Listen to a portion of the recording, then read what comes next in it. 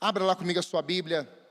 Essa é uma palavra, irmãos, era uma palavra que eu entendo que Deus quer ensinar para a gente algumas coisas através da vida do personagem que vamos trabalhar. Mas quando eu meditava nesse texto, Deus colocou claramente ao meu coração: meu filho, essa também é uma palavra profética. E o que é isso? É uma palavra que está no meu coração para os próximos dias, meses e anos sobre essa casa. Você crê nisso? Eu tenho convicção no meu coração que Deus vai transformar realidades aqui em 3 dias. Você crê nisso? Outros vão receber em 3 semanas. Você crê nisso? Outros vão ser em 3 meses. Você também crê? Outros serão em 3 anos. Diga amém também. Porque às vezes nós falamos isso e alguém diz assim: pastor, como que Deus falou isso com o senhor? Pela palavra. Palavra profética sem palavra não é palavra profética, é palavra humana. E a palavra humana ela é limitada. Mas a palavra que vem de Deus, do coração de Deus, ela acontece. E é isso que nós vamos declarar aqui nessa noite. Eu tenho certeza que nós vamos ouvir e vamos colher testemunhos de quem está aqui e de quem também vai assistir depois. A partir do verso 9, Gênesis 40, vai dizer assim: então, o chefe dos copeiros contou o seu sonho a José. No meu sonho, ele está contando para José: vi diante de mim uma videira com 3 ramos. Diga assim comigo: videira. Eu quero tua ajuda hoje. Fala para o teu vizinho assim, ó, vamos falar com força. Amém, Gabriel? Né, Miguel? Né, Gabriel? Com força, né, Gabriel? Videira, fala videira. Videira. Agora fala assim: 3 ramos. 3 ramos. Aí agora, você ouve.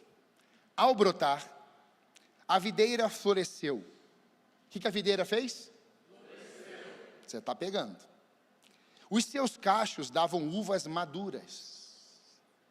Uvas maduras ou uvas imaturas? Maduras. Pegue os detalhes do texto. Não eram uvas azedas, não eram uvas fora do tempo, mas eram uvas maduras. Isso me choca, irmãos, porque até isso Deus faz. Tem o pomar, que a uva vai nascendo, mas há situações em Deus, que quando a uva vai ser gerada, já vem madura. Só Deus faz isso. Só Deus. A taça do faraó, ainda estamos no sonho, estava na minha mão, e sou o copeiro dizendo: peguei as uvas, que ele já tinha colhido, as espremi na taça do faraó, e a entreguei na sua mão. José lhe disse: esta é a interpretação. Então ele dá o sonho, nós temos a videira, nós temos os 3 ramos, nós temos a taça com a uva espremida, na taça de quem? De Faraó, de José ou do copeiro? De Faraó. Faraó é o mais poderoso da terra, naquele contexto. Não tinha outro, no sentido de poderio. Manda quem pode e obedece quem tem juízo. Era a lei. E o texto vai mostrar para a gente a interpretação que José vai dar. Os 3 ramos são 3 dias. Dentro de 3 dias o faraó vai exaltá-lo e restaurá-lo à sua posição. Você servirá a taça na mão dele, como costumava fazer quando era seu copeiro. Quando tudo estiver indo bem com você, lembre-se de mim. Ao final do sonho, olha, você vai servir a taça na mão de Faraó, como costumava fazer quando era o seu copeiro. Ponto. Até aqui é o sonho e interpretação. Agora vem o desejo de José.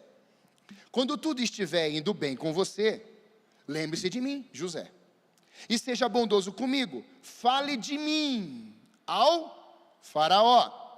e tire-me desta prisão. Ele está pedindo isso para quem, irmãos? Copeiro. Não tem sonho, não tem interpretação, não tem aqui visão de Deus, nesse sentido aqui. É o desejo de José. Como eu estou interpretando, eu quero a sua ajuda. Eu preciso sair daqui, me deixaram aqui, esqueceram de mim aqui. E ele vai dizer, seja bondoso comigo, fale de mim ao faraó e tire-me desta prisão, pois fui trazido à força da terra dos hebreus, e também aqui nada fiz para ser jogado neste calabouço. Olha que interessante, fui trazido à força da terra dos hebreus. José aqui, nesse pedaço, nesse trecho, estava pensando que ele tinha sido trazido à força, porque ele foi escravo, ele foi dado como morto, ele foi vendido para os midianitas, ele foi vendido para aquele povo que está passando ali e compra. Semana que vem eu vou falar sobre isso, os midianitas. E também aqui, nada fiz para ser jogado neste calabouço. Ele não fez nada mesmo, aqui ele está certo. Diante desse tempo, irmãos, nós temos, qual é o contexto aqui, rapidamente, desse pedacinho aqui? A gente vai voltar um pouquinho na história, depois a gente vai para frente. Copeiro e padeiro desceram do palácio de Faraó. Houve uma tentativa, estudiosos colocam, que houve uma tentativa de envenenar Faraó nesse contexto. O que o copeiro fazia? Cuidava das partes internas, quartos, organizações de cozinha, os materiais da casa. Então ele cuidava dos detalhes íntimos, de toda aquela liderança que estava sobre ele, aquele chefe que estava sobre ele. Mordomo, seria um mordomo. O padeiro, já diz, né? Ele cuidava o quê? De alimentos. Ele tinha todo o zelo e cuidado, tinha que ter o cuidado para quê? Para que todo alimento, antes de ser comido pelo faraó, ele tinha que comer antes. Se tivesse envenenado, quem que ia morrer? O padeiro, o copeiro, seja lá quem for que estivesse à frente dele. Você sabia que há presidentes hoje no mundo que não comem nada, não encostam em nenhuma mesa sem que ela seja o quê? Limpa antes, por causa de algum veneno, alguma química, um ato terrorista. Alimentação, alguém come antes para saber se tem algum veneno, para que essa liderança não morra. E isso existe nos dias atuais, com outros nomes, né? E essa vaga de emprego está liberada. Quem quiser, tá? Só mandar o currículo ali para algumas nações, você pode ir ali. Mas eu olho para esse texto, eu olho para essa história, eu percebo que esses dois homens, eles vão ser presos por essa tentativa, só que ninguém sabe quem é. Então o que o faraó fez? Manda prender. Então ele manda prender o chefe do copeiro e o chefe do padeiro, da comida e do cuidado interno do palácio. E aí eles vão presos, só que quem está preso lá antes deles? José. E na prisão, eles estão lá, né, alguns dias. O texto mostra para nós que José se torna o chefe do cárcere. Quando o líder do cárcere viu que José desceu, ele ficou tão impressionado com o que José carregava, que ele entregou a chave do cárcere nas mãos dele. Então ele se torna o governo do cárcere. E aí José está passeando, como ele fazia normal, dentro de uma prisão, e quando ele passa novamente, ele vê o semblante dos dois para baixo. Veja bem, eles estavam ali alguns dias, não sabemos quantos, mas José, ao passar, não viu o semblante deles caídos. Mas naquele momento, dias depois, ele percebeu, ele viu que os semblantes deles estavam caídos. É interessante porque ele vai perguntar para os dois, e os dois vão falar, olha, eu tive sonho. E aí José fala, então fala o seu sonho. E ele fala o sonho, o copeiro fala o sonho. Eu sonhei com 3 ramos, com a videira, eu sonhei esmagando a uva e colocando na taça de Faraó. E aí José vai interpretar esse sonho. E a interpretação é, olha, eu vejo 3 dias, nesses 3 ramos são 3 dias. Nesses 3 dias, você será levado novamente à presença de Faraó na posição que você executava. Ou seja, você vai ser restaurado à posição anteriormente. Você imagina a alegria dele, né? O que acontece depois de 3 dias? Ele é livre da prisão e volta a servir Faraó. Glória a Deus. José errou? Não. Só que eu fico pensando no padeiro agora. Porque o padeiro também tinha sonhado, mas ele sonhou com 3 pães, são os 3 cestos sobre a sua cabeça. E nesse cesto, padeiro, né, pão, está aqui, né, comigo, né? Padeiro, pão, cesto, pão, pães, sobre a sua cabeça. E aí José vai falar assim, olha, a interpretação para você é o seguinte, esses 3 cestos aí, também são 3 dias. Só que é um recado diferente do que o copeiro recebeu. Em 3 dias você vai morrer. E você não vai voltar para a posição. Quem Deus estava denunciando que tinha envenenado ou tentado envenenar o rei? O padeiro. Deixa eu falar uma coisa nessa noite séria. A igreja, a liderança, não precisa ficar fiscalizando quem faz o que dentro de uma igreja, organização, em qualquer lugar. Deus sabe. Eu digo para você que dentro da igreja tem joio e trigo.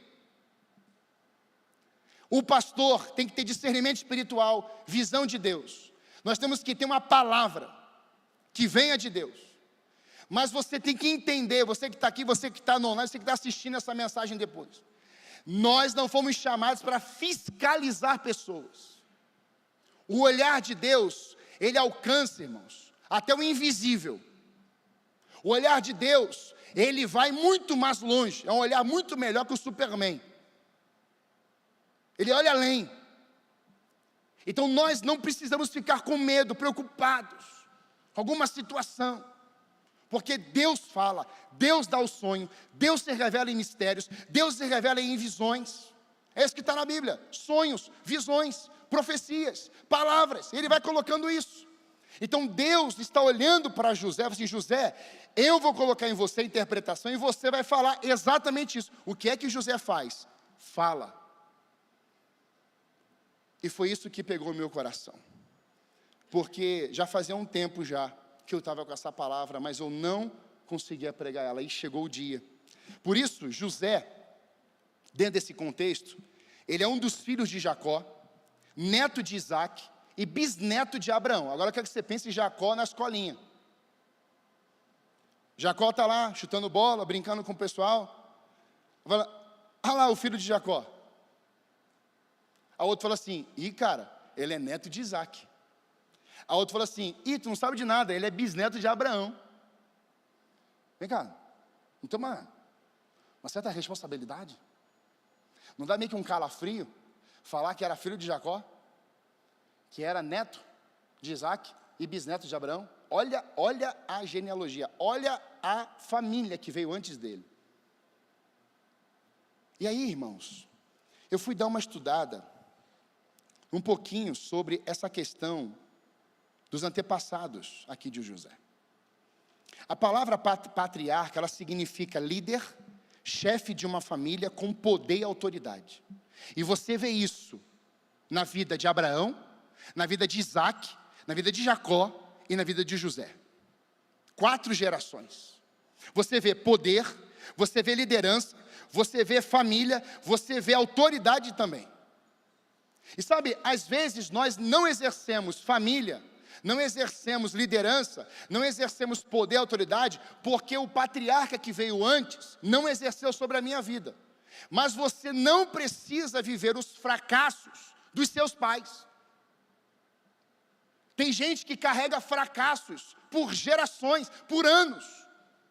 E de geração em geração, quer andar com uma mochila chamada fracasso do meu pai, fracasso da minha mãe, fracasso do meu avô, pecados da minha geração do passado. Então está carregando essa mochila até o dia de hoje. Eu digo para você que hoje, essa mochila vai para a cruz.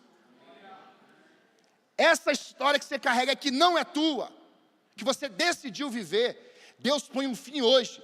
Cantares capítulo 2 diz, o inverno passou, a primavera chegou. Irmãos, a primavera chegou nessa estação sobre nós aqui, amém? Está acabando o inverno, vai chegar a primavera, vai começar a florescer. Essa casa aqui, eu digo hoje, o inverno está indo embora, Jesus. e está florescendo em você, vai florescer na sua casa, vai brotar, vai florescer, vai germinar, vai dar fruto maduro. Eu declaro sobre a tua vida hoje, em nome de Jesus, você vai frutificar frutos maduros. Maduros, irmãos. Maduros. Se pudéssemos resumir em uma palavra, essas 3 ou 4 gerações aqui, seria aliança. Fala assim, aliança. O mistério dos ramos, irmãos, é o tema da mensagem, tem a ver com aliança. Em primeiro lugar, as promessas de Deus sempre se cumprirão através de uma aliança. Diga assim, as promessas de Deus sempre se cumprirão através de uma aliança. Irmãos, Deus fez uma aliança com Abraão, Deus fez uma aliança com Isaac, Deus fez uma aliança com Jacó, e Deus fez uma aliança com José. Deus podia ter dito assim, ó, só, ele disse, mas ele podia ter dito só, Abraão, eu vou abençoar toda a tua descendência. Não abençoou ou não abençoou? Abençoou. Mas Deus falou assim, Isaac, a minha aliança é contigo também. Jacó, a minha aliança é contigo. De Esaú e de Jacó, que nascem gêmeos, ele vai declarar que um serviria o outro. Porque Deus tinha um projeto. E aí Deus vem e fala assim, mas eu também vou usar a vida de José. Essa aliança veio de Deus, mas os pais terrenos, todos eles, obedeceram e foram fiéis a essa aliança. Com isso, quero retornar, irmãos, um pouquinho na história. Gênesis 37, 1. O texto vai dizer assim, Jacó habitou na terra de Canaã, onde seu pai tinha vivido como estrangeiro. Aqui nós temos palavras chaves. Jacó habitou, ele estabeleceu, ele residiu, ele viveu naquele lugar. Ele não passeou naquele lugar, ele morou ali, ele viveu ali. E porque ele viveu ali, na terra de Canaã. E isso me chamou muita atenção. Você vai lendo, você vai falando muitas coisas sobre Canaã, mas eu fui um pouquinho mais a fundo desse nome Canaã.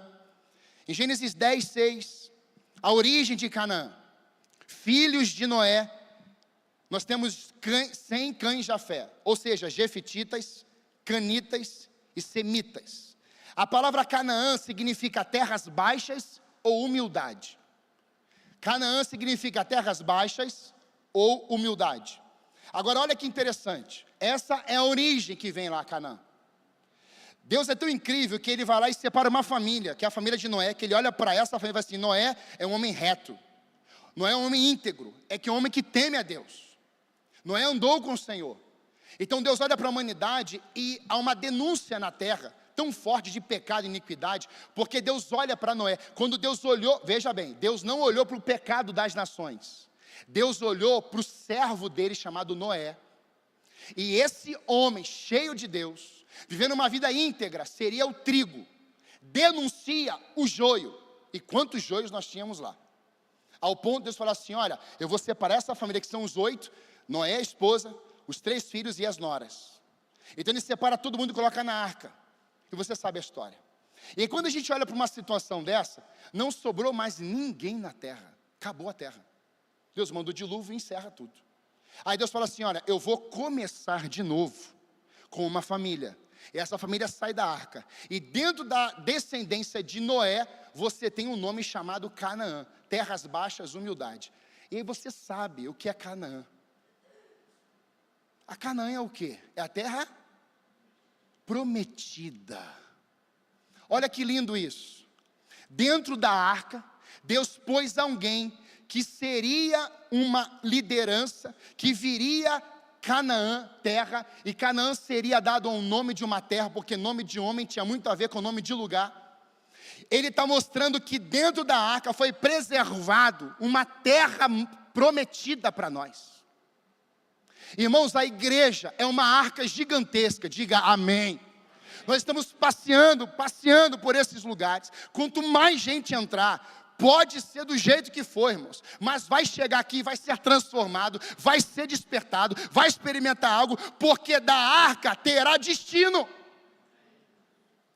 É da presença de Deus, da construção do ambiente do Senhor, que desse lugar vai ter destino, terra que mana leite e mel. E quando eu estava meditando isso, me chamou a atenção, porque nós lemos Abraão, Isaac e Jacó os filhos de Jacó, mas se destaca muito José.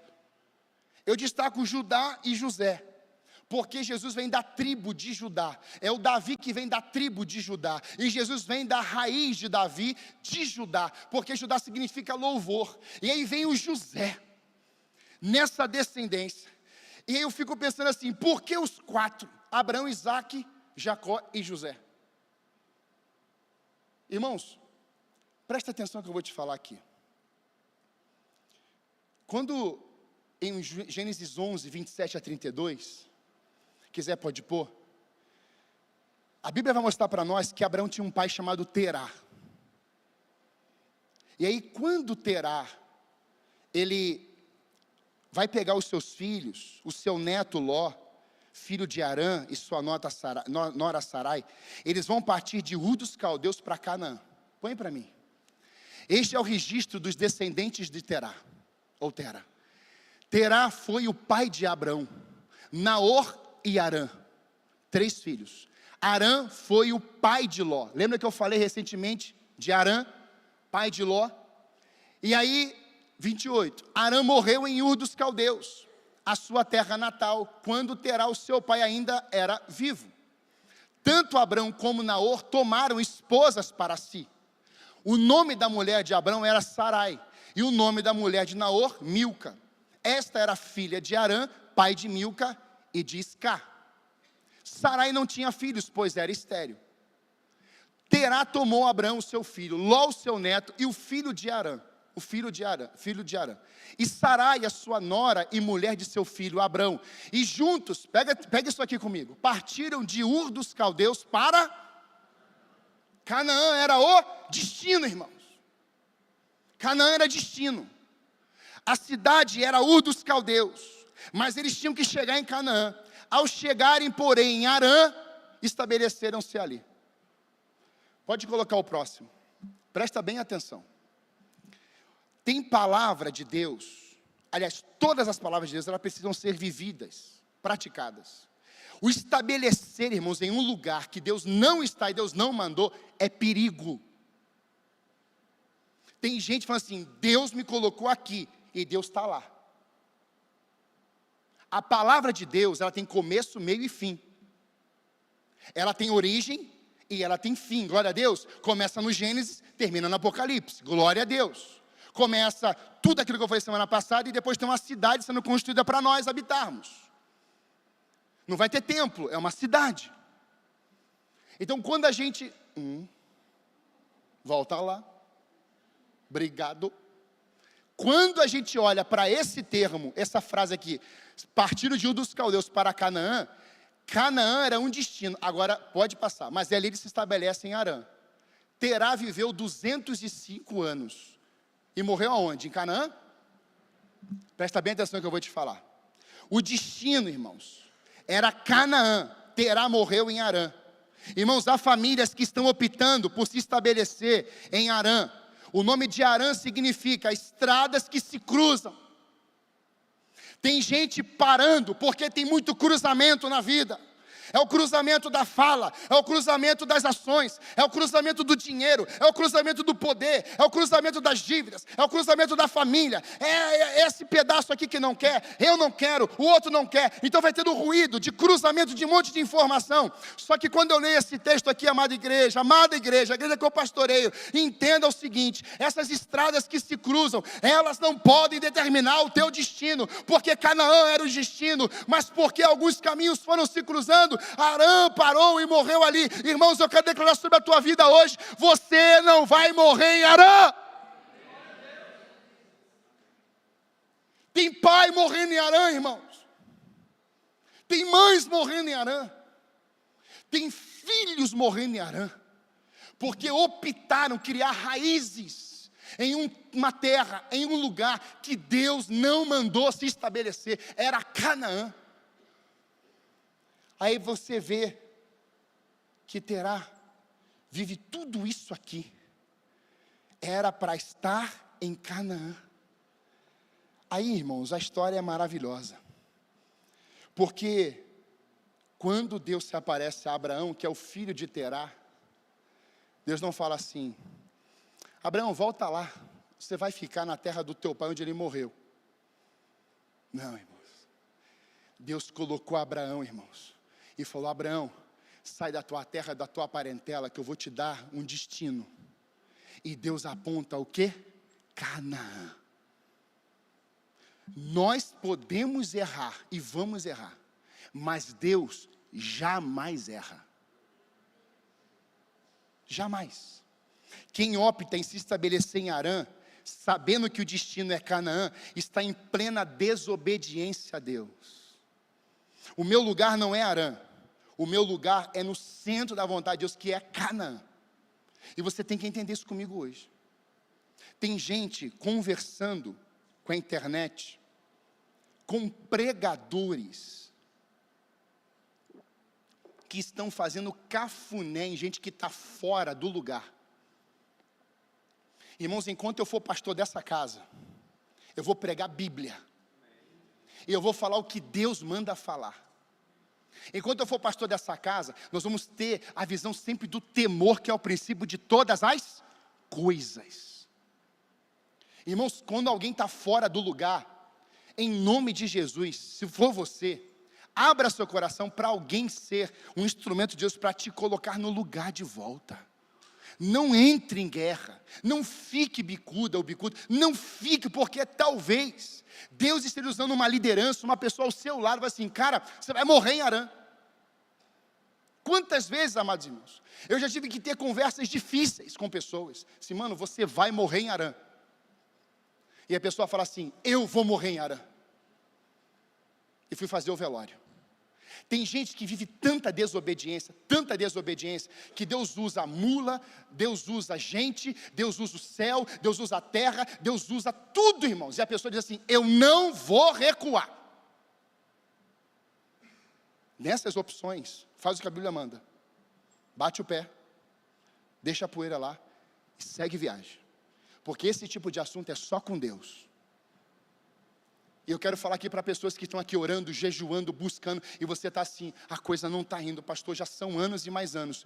Entrega isso nas mãos de Deus, porque senão você é que vai morrer antes deles.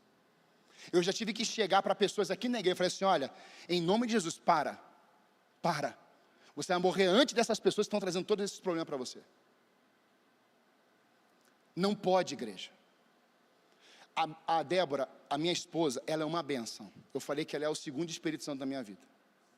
Irmãos, às vezes a gente, como pastor, eu vejo um terreno baldio, eu já falo assim: aqui vai ser uma igreja. Pastor é assim, tá? Aqui vai ser uma casa de recuperação. Aqui vai ser o novo espaço para as crianças. Aqui vai ser o playground. Aqui vai ser a escola de música. Aqui vai ser o complexo. Aqui, eu sou assim. Onde eu ando, eu vejo o terreno, eu sou desse jeito. Aí Deus usa a vida dela e fala assim: amor, vai tudo se encaixar no tempo de Deus. Eu precisava ouvir isso. Era isso que eu precisava ouvir. Eu não precisava de uma esposa que falasse assim: você está louco? Você não tem juízo. Ela nunca falou isso para mim. Mas ela trabalha na fé, mas ao mesmo tempo vem com o quê? Com um pouquinho de doçura, que é o equilíbrio. Como é difícil, irmãos. A gente está no ministério, e às vezes chega alguém e fala assim: não, isso aí não vai não. Está sonhando alto demais. A pessoa fala assim: olha, fui ver um carro. A pessoa fala assim: ih, você viu os juros? A pessoa mora de aluguel há 35 mil anos. Ela vai comprar um apartamento. Aí ela fala assim: menina, eu fui ver um apartamento, amiga. É mesmo? É, olha, pensa numa, assim, é muito pequeno, tá? Mas ele é lindo. Olha, dá para colocar tudo embutido. Aí qual o tamanho? 30 por 30. Quê? Você está de brincadeira. Não cabe nem meu pé lá. Como é que a gente vai andar naquele lugar? Não dá vontade? Senhor, pode levar. Dá ou não dá? Dá, irmãos. Porque a pessoa não sonha com você. Ela não almeja com você. Ela não está feliz com a sua realização. Irmãos, isso é um desastre em alguns corações. Parece-me que ela é que queria o apartamento de 30 por 30. Só parece. Pessoa com um vestido lindo, sapato brilhoso, prateado, dourado, né? Um tênis da Nike novo. Aí está andando, aí a pessoa fala assim, é branco? Vai sujar pra caramba. Dá vontade de falar assim, quem? Aí a pessoa fala assim, quem o quê? Quem te perguntou? Não dá vontade? Dá vontade, aquelas coisas de criança. Dá vontade, irmãos. Olha, vou ser bem sincero, a gente estiver sonhando aqui, querendo, você fala assim, pastor, não, você tem alertas, sinalizações, é muito importante. Agora, vir com esses negócios de ficar atacando, será, que será o quê, irmão?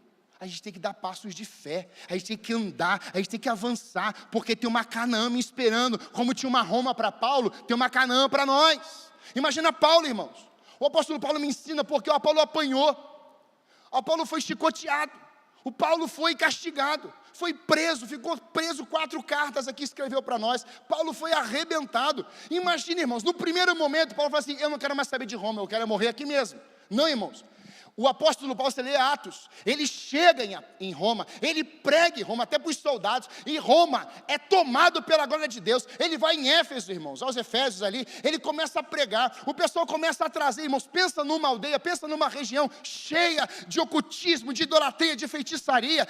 O apóstolo Paulo chega, vai lá na sinagoga, começa a pregar, o povo começa a trazer, você está entendendo o que vai acontecer na nossa cidade? O pessoal começou a trazer livros, começou a queimar, começou a dizer, só há um Deus, e esse Deus é o Deus Todo-Poderoso. Vai acontecer isso em nós, irmãos. Sabe o que Deus me mostrou? Que vai ter praças públicas nos próximos dias, com livros de ocultismo, pessoas confessando Jesus nas praças, queimando essa lixarada toda. O pastor Pascoal Piragini, pregando em Niterói, na PIB de Niterói, ele disse assim, Deus me deu um sonho, eu tive uma visão de Deus. Irmãos, eu celebrei aquilo. Ele falou assim, eu via pilhas e pilhas de armamentos, traficantes, ladrões, sequestradores descendo dos morros e trazendo as armas e colocando tudo nas praças públicas e queimando. Irmãos, eu creio nessa visão. A idolatria de Santa Felicidade, irmãos, já está com os dias contados. Você crê nisso? Então se prepare para o final desse culto. Uma geração que honra a aliança feita com Deus chegará ao seu destino profético. Quem honra a palavra que Deus deu é Canaã, não é Harã. Parei em Harã, me estabeleci, morri, não cheguei lá. Mas aí vem a geração seguinte, Abraão. Essa geração chega, glória a Deus por isso. Por isso, Deus, que tem aliança conosco, nos dá sonhos. Irmãos, eu fiz uma viagem recentemente, eu perguntei para o pastor da igreja, meu amigo, o que essa geração está sonhando aqui? Aí ele falou assim, pastor, com todo respeito, a nossa geração não sonha mais. Eu, como assim? Não sonha, pastor. Eu falei assim, não, eu vou refazer a pergunta. Sonhos assim, tipo, trabalho, ser rico, né? Comprar um carro. Disse, pastor, você faz um teste, pastor. Irmãos, eu fui fazer mesmo. Fui chegar para a geração, falei assim, e aí, o que você está sonhando? Não tenho sonho não. Você não sonha com estudar? Não. Eu sonho é sair dessa região daqui, e ir embora para outro estado. Irmãos, uma geração que não tem mais sonhos. Você tem noção? Aí Deus fala assim, eu tenho uma aliança com Abraão, com Isaac, Jacó, eu tenho aliança com José. E quem tem aliança com Deus, Deus dá sonhos. E Deus deu sonhos para José. É tão rica essa história, porque o primeiro sonho que Deus dá, está no versículo 5 a 9, do capítulo 37. Olha o primeiro sonho que Deus dá, que são sonhos espirituais. Estavam amarrando os feixes de trigo no campo, quando o feixe de José se levantou e ficou de pé, e os seus feixes se ajuntaram ao redor do meu, e se curvaram diante dele. Sabe para quem ele está falando isso? Para os seus irmãos. A sua família biológica. O primeiro sonho que Deus dá para José, um sonho espiritual, ele está dizendo exatamente o quê? Olha, eu estava lá amarrando os feixes de trigo, no campo, quando o meu feixe se levantou. Aí os irmãos de José estão assim, tá, você é o mais bonito de todos, e pior que devia ser mesmo, porque a Bíblia fala que a mulher de Potifar, viu ele que ele era belo e atraente, Irmão, quando fala belo e atraente, era galã. Era o Marcos Tibió. Pensa. Aí a gente olha para uma cena dessa assim, você vai falar assim, mas para que falar para os irmãos, em vez de ficar quieto? Eu já ouvi vários pregadores falar isso. Ei, quem foi que deu o sonho? O sonho não foi humano não, irmão, sonho espiritual. Vai entender sonho espiritual quem é espiritual. Quem é carnal não vai entender o que você está sonhando espiritualmente não. Mas quem é espiritual vai entender. E aí os irmãos não entendem isso, pode passar. Os seus irmãos lhe disseram, então você acha mesmo que reinará sobre nós? Ele não disse isso. Ele só falou de um feixe que se levanta e só ele ficou de pé. Ele não disse assim, ó, vocês vão ter que tudo me adorar. Mas o carnal, quando ouve algo espiritual, ele fica apavorado, ele já tem uma raiva, porque já está lá dentro. A inveja começa a ser denunciada. Você está entendendo aqui comigo? Quando você contar um sonho espiritual para alguém, a pessoa que falar assim para você, você é louco, você está achando que eu vou fazer isso com você? Você está achando isso, está achando aquilo? A pessoa já estava com resistência antes de você falar o sonho espiritual. Já estava no coração dela. E a pergunta é, por quê? Por que o pai dele, Jacó, diz a Bíblia que tinha uma escolha para José, colocava roupa de linho fino no menino. Imagina José andando na casa de Jacó com roupa de linho fino. E os outros, não sei o que usava. Mas o Josézinho estava andando com roupa de linho fino que o papai deu. Não parece algo diferente? Comece a vestir o seu filho, a sua filha, desde criança, com roupas espirituais. Roupagem espiritual. Eu estava conversando com o Edson essa semana, ele falou assim, pastor, meu filho chegou na escola, o meu filho é chamado do Henrique da Cura. E uma mãe de um aluno ligou lá para a casa deles, para dizer assim, olha, o meu filho disse que o seu filho tem o dom da cura. Porque o Henrique foi orar pela criança, dentro da escola, e a criança foi curada. E a criança contou para os pais, glória a Deus. Você está entendendo? Aí você fala isso para um incrédulo, uma pessoa que tem resistência com a igreja, resistência com a palavra. A pessoa fala assim, isso aí, ó, estão querendo colocar a Bíblia na cabeça de todo mundo. Não vai entender, irmãos. Não vai entender nunca. Porque o que está dentro é resistência. Mas, irmãos, louvado seja Deus, que Ele conta isso aqui. E o texto vai dizer que eles o odiaram ainda mais, ou seja, já odiavam, por causa do sonho e do que tinha dito. Sonhou, falou. Realmente tem coisas que você não precisa falar. Mas tem sonhos, irmãos, que a gente não consegue deixar de falar. Você quer procurar alguém e falar assim, olha, eu sonhei uma coisa, vem cá, deixa eu te contar um negócio. E às vezes nem é espiritual, mas ela quer contar, ela quer desenvolver isso. E sabe, eu estava olhando isso, eu percebi que esse foi o primeiro, mas olha o segundo, o sol, a luz e as 11 estrelas vão se curvar diante de José. Ele conta isso, é o segundo sonho. Aí ele sai da esfera natural física e agora ele vai para as constelações, os astros. Ele vai para uma região celestial. Ele diz assim, olha, o sol, a lua e as estrelas também vão, ou seja, governos estabelecidos vão ter que se curvar. Irmão, sabe qual é o nome disso aqui? Sonhos proféticos. Ele está sonhando, ele está falando para os irmãos e ninguém está entendendo nada, mas isso já estava no coração de Deus. Os sonhos que Deus pôs dentro de José eram sonhos proféticos, espirituais. E aí, irmãos, quando a gente fala que Deus dá sonhos espirituais para as pessoas, os ladrões de sonhos também surgem. Ódio dos irmãos, o seu pai Jacó, que vai amar mais ele do que os outros, os sonhos de José incomodando seus irmãos, mas os sonhos, ou os ladrões de sonhos vêm para quê? Para desestabilizar sua fé. Então as pessoas pensam assim, nossa, o José sofreu lá. Não, o primeiro ambiente que José foi perseguido para desestabilizar sua fé foi dentro de casa. Não foi fora. Foi na casa dele, nos seus irmãos. Ódio, palavras negativas, desencorajamento. Olha o verso 39 do capítulo 37. Lá vem aquele sonhador. Isso é deboche. Você está andando, feliz da vida, né? Nossa, viu o passarinho verde? Aí você está cantando. Senhor, igual o Josué lá com o Alex essa semana. Alex trabalhando, o Josué cantando. Né, Alex? Ele cantando. E eu estou lá no meu escritório. E ele está lá.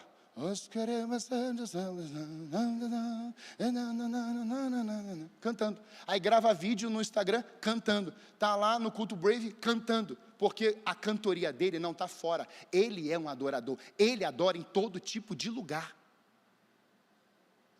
Você está entendendo? Quando uma pessoa recebe um sonho de Deus, ela vai sonhar até nos lugares mais tenebrosos da vida. Porque o sonho está dentro. Então esses ladrões vêm. É o verso 23. Chegando José, seus irmãos lhe arrancaram a túnica longa. Olha aqui, a primeira coisa que eles fazem. Agarraram-lhe e jogaram no poço, que estava vazio e sem água. Sabe o que os irmãos de José vão fazer? Eles vão pegar José, vão tirar a túnica que o pai deu, e vão jogar ele no poço. Aí uma ideia vem assim, vamos matá-lo. Aí o Judá, que significa louvor, tem uma ideia menos pior. Vão matar não, vão vender. Vão vender para aquele povo que está passando ali, os medianitas. E aí eles vendem, eles compram. E os ismaelitas, eles vão levar, e agora José sai. Presta bem atenção na dinâmica, tá? Ele está dentro da casa do pai, como adolescente, recebendo uma túnica de linho. Agora ele é levado pelos seus irmãos, acusado. Aquele é o sonhador, tramaram contra ele. E a primeira coisa que fazem é retirar a capa, a túnica de linho que o pai tinha dado. É retirar essa capa, colocar no poço e dizer assim, acabou. Não, mas aqui não vamos fazer, vamos vender. Pegam essa roupa dele, enche de sangue de animal e levam para o pai. Quando chegam para o pai, falam assim, pai, um bicho devorou José. O pai chora dias. Olha o nível da maldade da família, dos irmãos. Olha o nível do ódio. Irmãos, às vezes eu olho para isso aqui, me choca. Porque quando eu olho para o mistério dos ramos, a vida de José não tinha importância para ele, roupagem externa. O mistério dos ramos para José não era o que ele usava externamente, era o que estava no DNA, dentro dele. Não era fora, mas dentro. Um poço vazio sem água, sendo habitado por um sonhador. Entenda que o poço passou a ter valor naquele dia. Colocaram você num poço vazio, mas você carrega sonhos de Deus. Quando você sai de lá, aquele poço passou a ter muito valor, que um sonhador passou lá. Olha Ezequiel, chega no Vale dos Ossos Secos, ninguém investiria num vale. Quando Ezequiel saiu do vale, tinha um exército de pé. Quantas vezes você ouviu palavras sobre Ezequiel 37? Pessoas poderão querer parar você, as trevas vão querer parar, as trevas vão querer bloquear, mas quem sonha os sonhos de Deus, ninguém vai poder parar você, ninguém vai poder parar, inclusive a igreja. Porque quem sonha está vivo. Quem sonha, almeja. Os irmãos de José, irmãos, ainda tiveram estômago para comer naquele dia. O negócio foi tão feio, que eles vendem José e eles vão comer, se alimentar.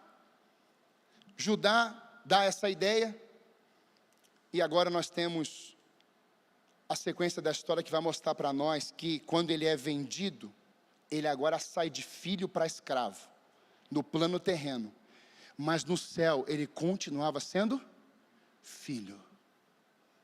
Então agora ele vai ser vendido, e aí o Potifar vai lá, compra ele. Sabe como é que um funcionário ou escravo deveria se apresentar a esse homem Potifar, que era o segundo mais poderoso da terra? Com roupas especiais. Então ele está igual um pé rapado, com roupa rasgada, se estava com roupa ainda. Quando eles olham para ele e falam assim, a gente quer esse aí, compra, põe roupa nova. Voltou a roupa da origem. Presta bem atenção que eu vou te falar. A roupa de José foi trocada várias vezes, mas ninguém conseguiu arrancar o sonho que estava dentro de José. Irmão, você vai apanhar na vida, você vai sofrer, vão ter perturbações, vão ter crises, vão querer rasgar sua roupa. Eu lembro, eu estava preparando esse sermão, e eu lembrei do meu pai. O meu pai foi trabalhar, fazer um processo. A gente tinha um orfanato lá no Rio de Janeiro, a igreja adotou para cuidar. E tinha um menino. Esse menino, ele começou a fazer umas gingas, parecia capoeira. E aí, a equipe do meu pai de libertação foi chamada e falou assim: olha, esse menino está totalmente endemoniado, está quebrando tudo aqui dentro. E aí meu pai vinha com a equipe, orava. Aí ele acalmava um pouco, daqui a pouco ele ficava de novo. E isso foram dias. E chegou um dia, meu pai falou assim: gente, eu não estou mais aguentando. Eu nunca vi demônios tão brabos.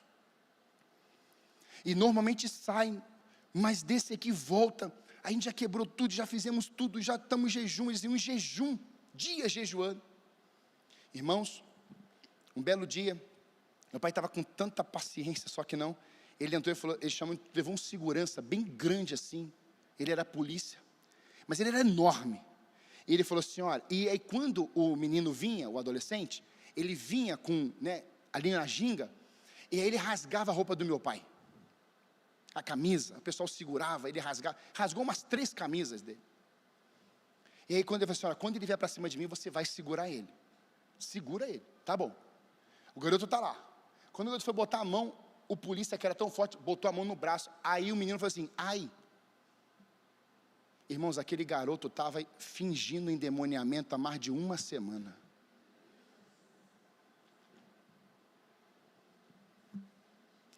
Eu não vou te falar o que fizeram com ele, porque está gravando.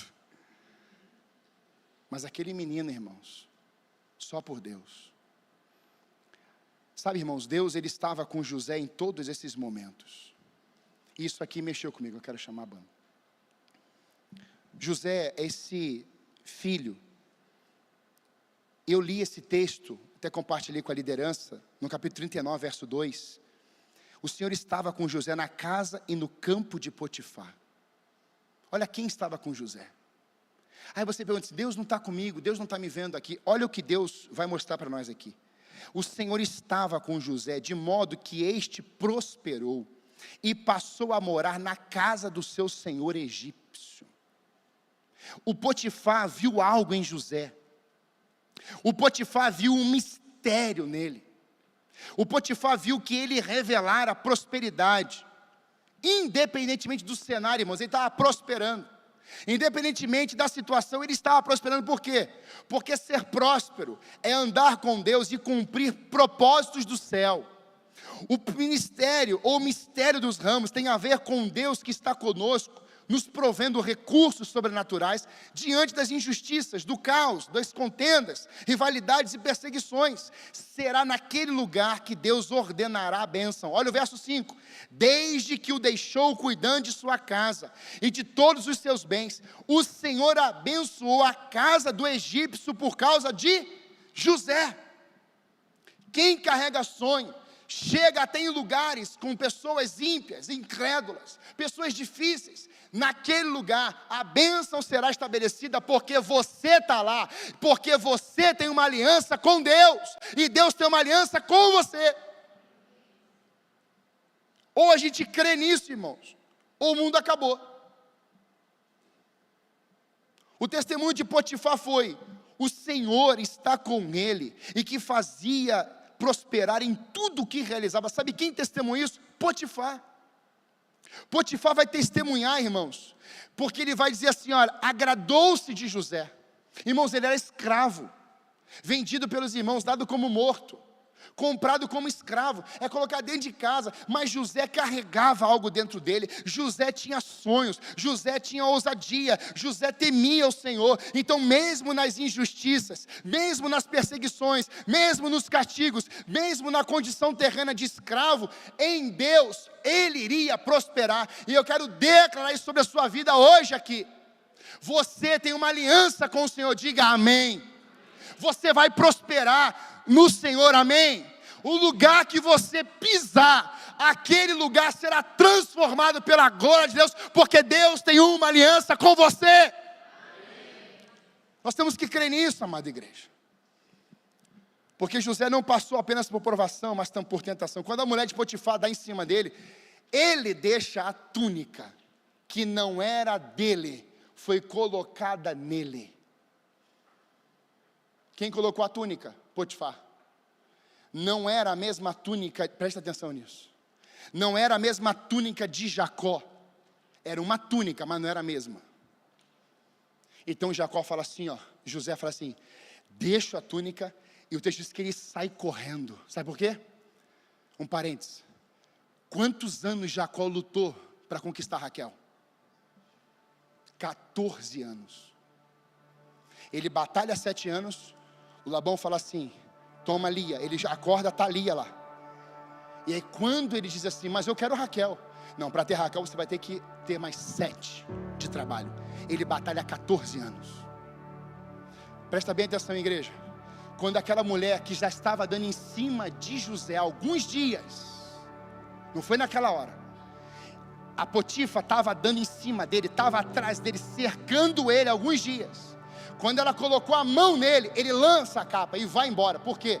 Porque dentro de José existia algo, um temor. Papai, olha o pai terreno. Papai terreno surge aqui, a bênção do pai terreno. Quando José larga a capa e a capa fica para trás, ele sai correndo. José estava dizendo assim, olha, o meu pai tem uma marca dele de aliança comigo, mas também tinha uma aliança com a minha mãe, Raquel. Esse meu pai batalhou 14 anos pela minha mãe. Olha só o que o pai transferiu de princípios para José. Certamente ele contou isso para o filho. Irmãos, quando aquela mulher deu em cima dele, tocou nele, ele deixou capa para trás. Ele diz assim, papai me ensinou a valorizar, a dar honra e glória a Deus. Ele fala assim, como pode eu desonrar o meu Deus? Mas não era só Deus que ele não queria desonrar, era o seu pai terreno. Está entendendo, filhos aqui e filhas, amém? Então quando alguém colocar a capa com falsas intenções, com maquinações, deixa a capa para trás e sai correndo, porque você vai honrar a Deus e você vai honrar seu pai. O filho que honra o pai vive mais. Filhos, honrem seus pais, para que se prolongue os teus dias na terra. Aleluia. Então José deixa a capa e ele vai embora, ele foge da aparência do mal, porque ele tinha uma aliança com Deus, mas ele tinha uma aliança com o seu pai. Irmãos, esse momento aqui é tão triste que José ele foge, e quando Potifar vem, a mulher dele fala assim, sabe o teu servo? Aquele que você entregou a casa toda, veio em cima de mim, e eu gritei para o socorro. Quando José, que já não está mais na casa, fugido, Potifar ouve isso, ele fala assim, eu vou achar José e vou prendê-lo. Por quê? Porque dentro de Potifar nasceu uma ofensa. Toda pessoa ofendida, ela vai escravizar alguém, ou ela vai se escravizar. Quem te ofendeu, está escravo, está escravizado. E você que guardou a ofensa, escravizou. Pastor, como é que a gente vence a ofensa? Perdão. Mateus 28, 18.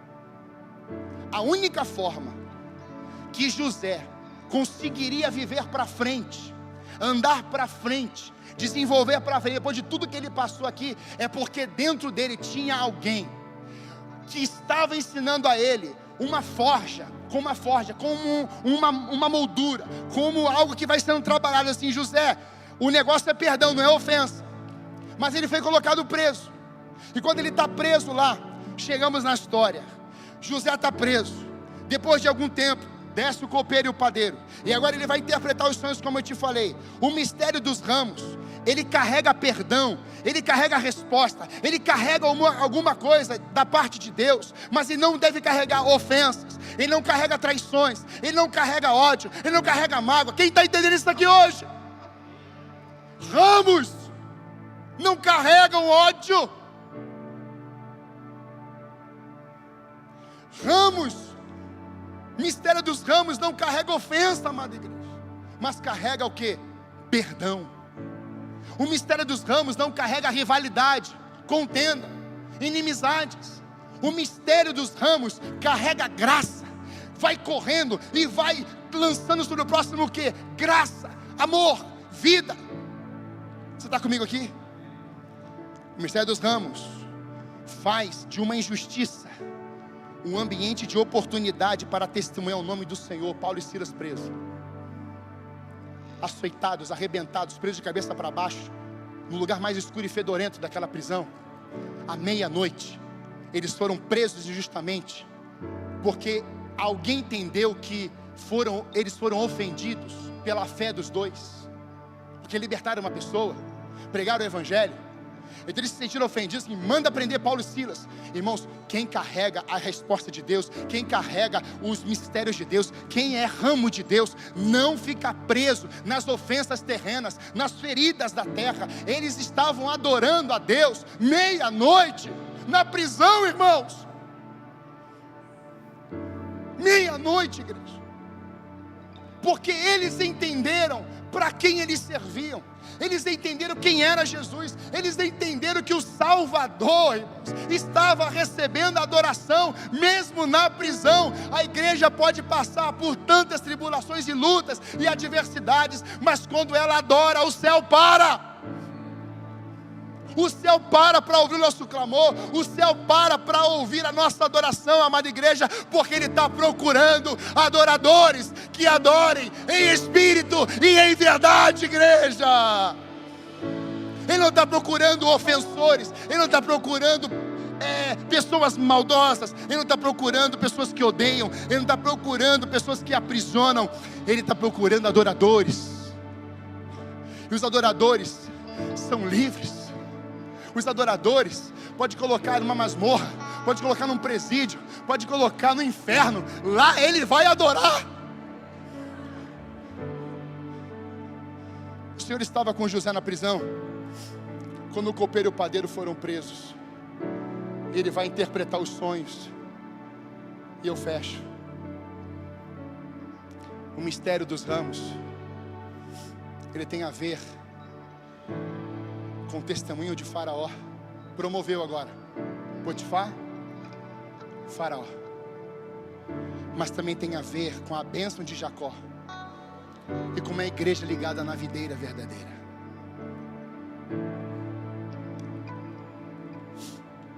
Eu quero fechar essa palavra mostrando para a igreja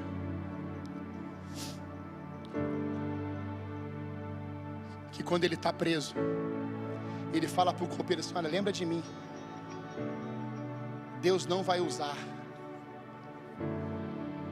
Presta atenção nisso. Quando Deus fala o tempo, é o tempo dele. Não adianta pedir ajuda. Ele diz assim: avisa lá que eu estou aqui. O copeiro esquece dele 2 anos. Mas durante 2 anos ele ficou preso como chefe do cárcere. Quando ele chega lá em cima, ele começa a prestar atenção nos banquetes, nos afazeres. Ei, tem gente aqui no ao vivo que você pediu ajuda. Você olha, quando você chegar lá, avisa lá, eu preciso de ajuda. E as pessoas esqueceram de você. Só que Deus nunca esqueceu de você. Nesses 2 anos, Deus estava com José lá, porque ainda era o tempo que Deus queria trabalhar José. Então agora vai se fechar quase 13 anos. O copeiro está passando e Nabucodonosor, o faraó está nervoso. E o copeiro, por que está tão nervoso? Tive sonhos. E ninguém consegue saber que sonhos, nem eu sei os sonhos. Eu não sei o que eu sonhei, e eu não sei nem interpretar. Aí o copeiro passa e fala assim: meu Deus, esqueci o Josézinho lá na prisão 2 anos. Ele fala assim: rei, há 2 anos atrás eu conheci um cara que me fez sair lá, contou isso. Por isso que eu estou aqui hoje. Eu sou o testemunho vivo de um homem que estava preso lá comigo, chamado José. E ele interpretou os sonhos que eu tive. E eu fui promovido e o padeiro morreu. Ele conta isso para Faraó. Faraó fala assim: apresenta agora o José na minha frente. Irmãos, José estava barbudo, cabelo grande, com roupa de escravo. Sabe o que o Faraó mandou fazer?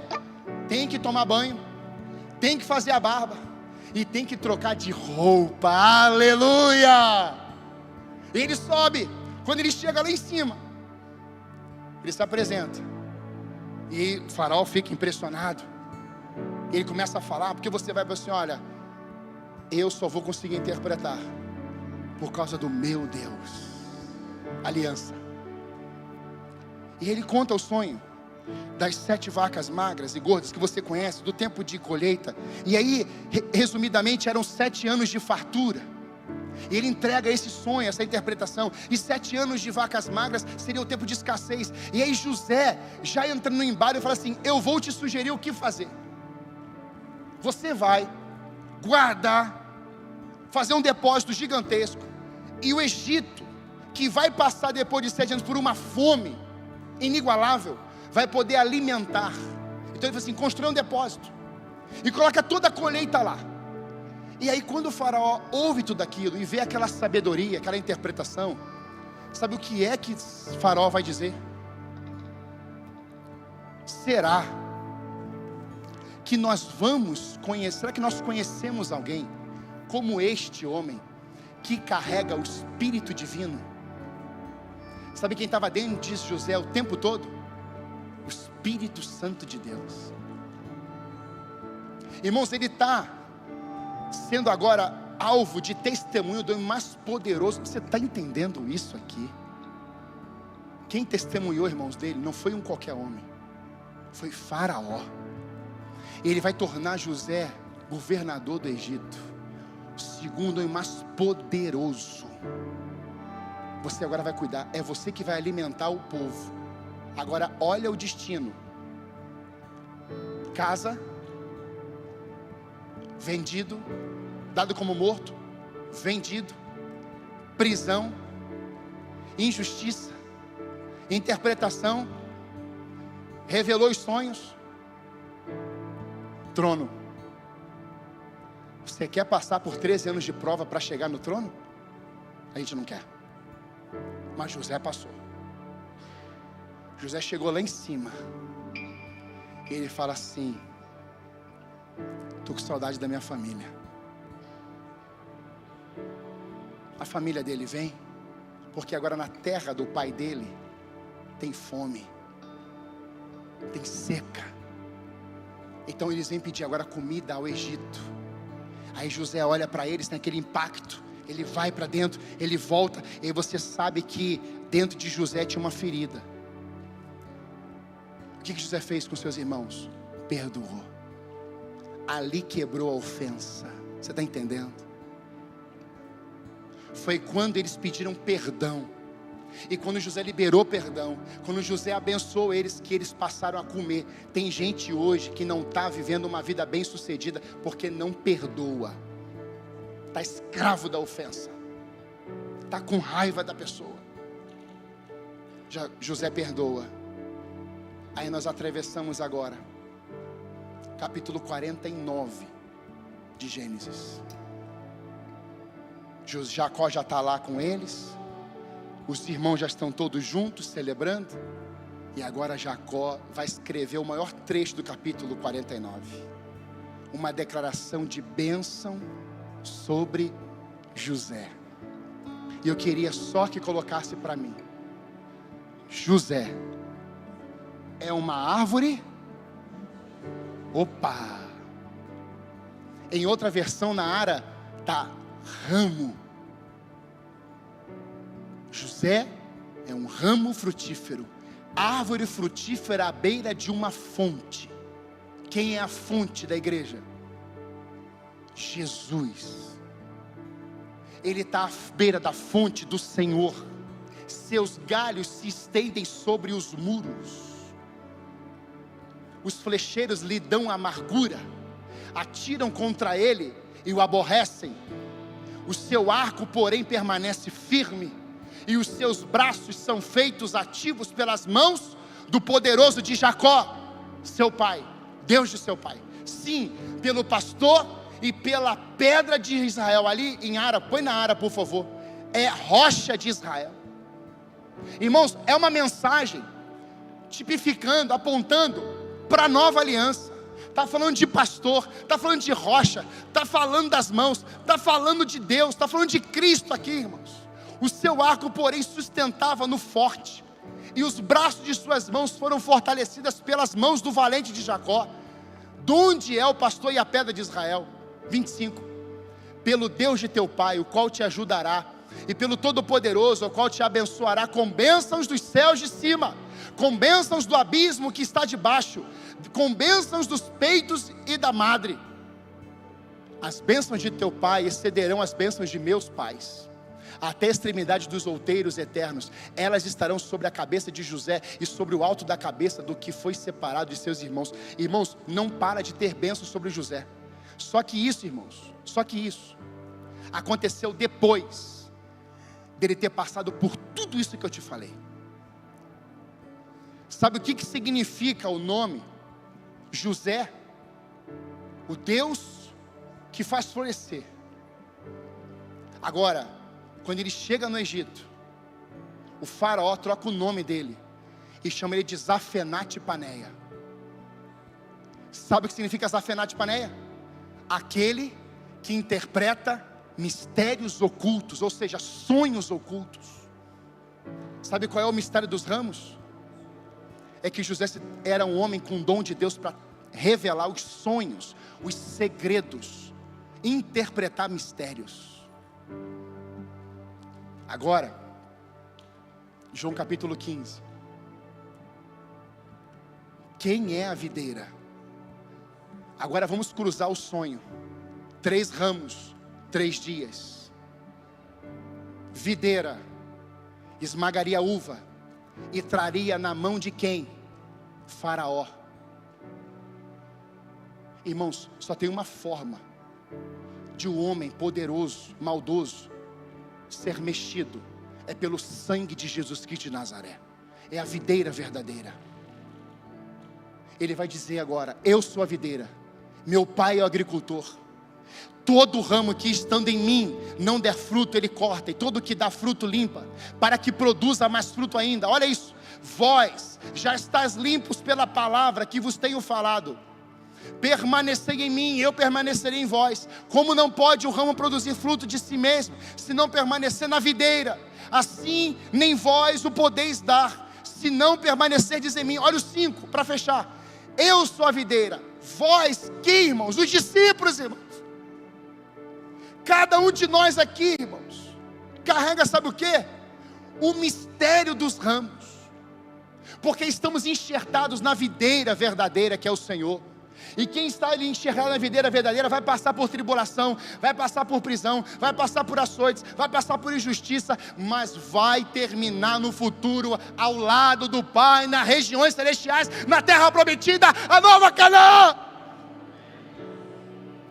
Tem uma terra que manda leite e mel, irmãos, que não haverá choro, não haverá dor, não haverá rancor, não haverá crise, não haverá luta, não haverá guerra. Essa terra é a cidade que Deus está construindo, a nova Jerusalém para nós, amada igreja. Ele diz: e eu nele, esse dá muito fruto, porque sem mim nada podeis fazer. Mistério dos ramos. Um homem, uma mulher que está enxertada na videira verdadeira. E eu pergunto para você, ouvindo isso, esses 3 dias, essa videira, essa uva espremida, tudo isso, você acredita e você crê que Deus pode fazer isso de novo? Você crê mesmo? Então eu quero fazer algo com a igreja, para a gente encerrar. Eu não queria que ninguém ficasse de fora disso, porque isso é uma palavra para a igreja. Se você quer receber essa palavra de Deus, eu queria que você levantasse do seu lugar e você viesse aqui para frente. Eu queria você pertinho de mim aqui. Eu vou declarar isso aqui sobre você.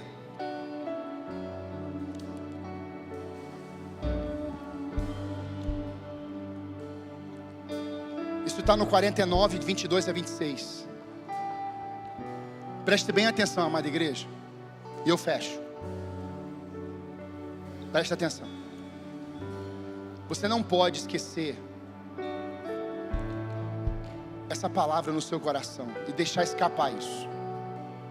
Tem que escrever isso. Ouça de novo essa palavra e anota. Que quando acontecer, você vai falar assim: meu Deus, era verdade. O que você não crê, entenda que Jesus tem todo o poder ainda de fazer até o que você não crê. Deus tem todo o poder de fazer coisas até mesmo quando a igreja nem crê, porque Ele é o Todo-Poderoso. Irmãos, essa palavra aqui, fale assim com as suas mãos: ramo frutífero, frutificou em todos os lugares difíceis que passou. Eu quero declarar sobre a tua vida: você vai frutificar, florescer, dar frutos maduros em todos, não são alguns, em todos os lugares difíceis que você vai passar. Você é árvore frutífera, plantada junto a ribeiro de águas. Aonde você foi plantado, ali mesmo você vai frutificar, prosperar. Até mesmo preso, você vai vivenciar a justiça do céu. Mas ele continua dizendo de que ele estava à beira da fonte. Você que tem aliança com Deus, não abra mão da fonte que é o Senhor. É Ele que vai te sustentar, é Ele que vai te segurar. Ele continua dizendo: galhos passando por cima do muro. Quem tem aliança está enxertado na videira. Nenhum limite, grave isso, igreja, nenhum limite vai te parar. Os galhos desse ramo ultrapassarão os muros. Você está vendo isso? Não haverá limite sobre você, na sua frente. Ele diz no arco, armas espirituais contra você. Você está blindado pela couraça da justiça, a armadura de Deus, da cabeça à planta dos pés. Mas ele fala braços, força e velocidade para conduzir. A velocidade de Deus vai vir sobre você. Você vai pensar que você está devagar, que você está rápido, mas é a velocidade. Deus tem uma velocidade certa para os seus filhos hoje. É a mão do Todo-Poderoso segurando, tratando e enviando. Pessoas aqui vão ser enviadas hoje. Alguns vão ser enviadas talvez para outros estados, para outras nações.